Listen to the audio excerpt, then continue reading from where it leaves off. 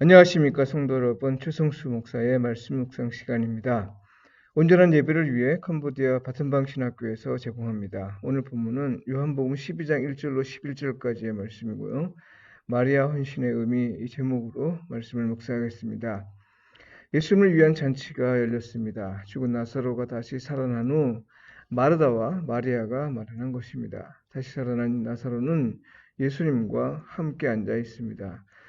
마르다는 늘 그렇듯이 음식 장만으로 분주했을 겁니다.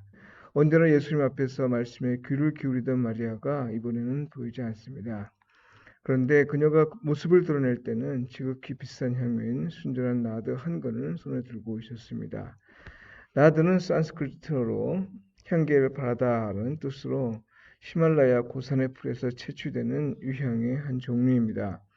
유향은 향기나는 기름이며 값비싼 물질이어서 일반 사람들은 재산을 비축하는 의미에서 사들이거나 장래에 사용하기 위해 보관해 둡니다. 물론 그걸 부동산처럼 여기는 건 아니죠. 다시 말해서 보관만 해두고 전혀 사용하지 않는 건 아니고요.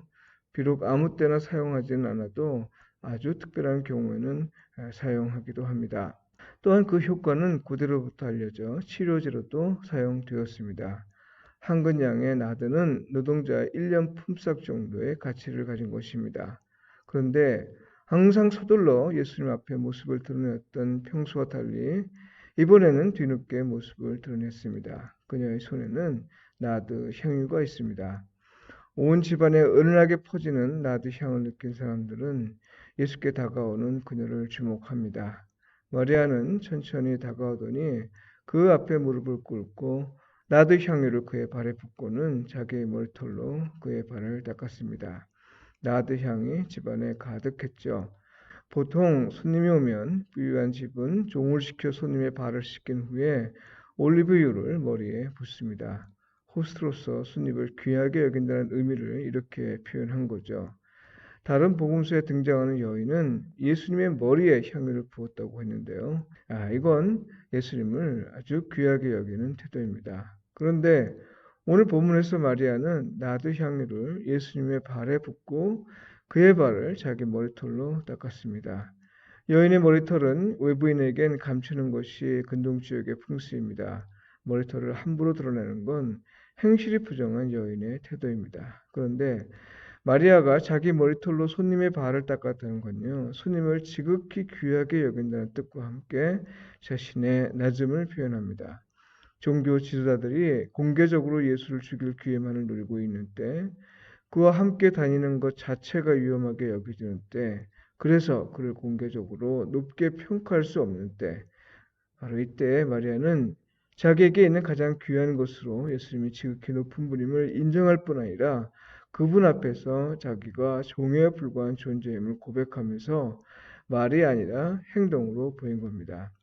예수님과 함께 있을 때 마치 자기가 제자라도 된 것처럼 예수님 앞에 앉아 말씀에 귀를 기울이는 태도를 보였던 과거의 마리아를 떠올리면요, 흔히 종에게서 볼 수 있는 이런 태도는 매우 특별한 변화임이 분명합니다.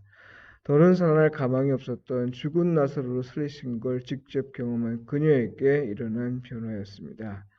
나사로에게 일어난 사건을 보고 예수님이 어떤 분인 줄 깨달은 거죠. 마리아의 헌신은 단지 그녀의 인격에서 우러난 헌신이라기보다는 그녀가 깨달은 예수님, 나사로 사건을 통해 계시한 예수님에 대한 반응이었습니다. 종교 지도자들은 예수를 죽일 계획을 세웠으나 마리아는 전혀 다른 태도를 보인 거죠.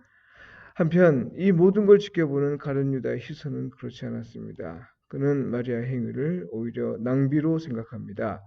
예수님의 가르침에 따르면 예수님에 대한 헌신은 가난한 자를 돌보는 것과 다르지 않다고 보았기에 차라리 가난한 자를 위해 사용했으면 더 좋았을 것이라 말합니다. 그런데 여러분, 예수님이 육체적으로 현존해 계시지 않은 때라면 그 말이 맞을 수도 있습니다. 마태복음 25장에서 양과 염소의 비유는 그것을 뒷받침합니다. 우리는 우리 가운데 있는 가난한 사람들을 돌보면서 살아야 하고요. 그런 사람을 통해 우리는 하나님을 예배합니다. 또한 부지 중에 부활하신 후 성령을 통해 역사하시는 그리스도를 만날 수 있습니다. 그러니까요, 가룟 유다가 마리아의 예배를 낭비로 보았다는 건 그가 예수님이 지금 우리와 함께 계신 사실을 간구하고 있음을 드러냅니다. 아니, 예수님이 그 자리에 앉아 계셨음에도 불구하고 가룟 유다가 이런 말을 한 것이니까요. 이건 무엇을 의미해요? 그렇죠. 그는 예수님을 가장 높으신 분으로 인정하지 않았던 것이고요. 예배하지 않은 겁니다. 설령 제자로서 어느 정도 인정했다 해도 마치 예수님이 안 계신 것처럼 행동한 거죠.